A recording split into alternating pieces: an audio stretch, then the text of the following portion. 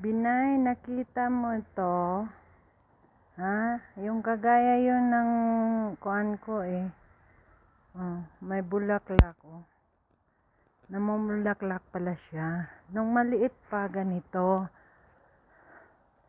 Ganito siya. Ngayon, malaki na siya. Yan na yun. Oh, may bulaklak siya. At saka may magic rose pala dito. Oh.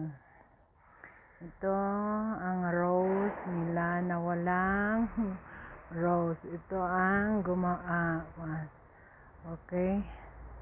Yan. Ito ang sa baba.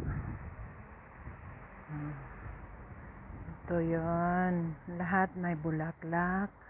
Bulaklakin. Ganito dito. Nakababa ako kasi may mag-deliver ng tubig.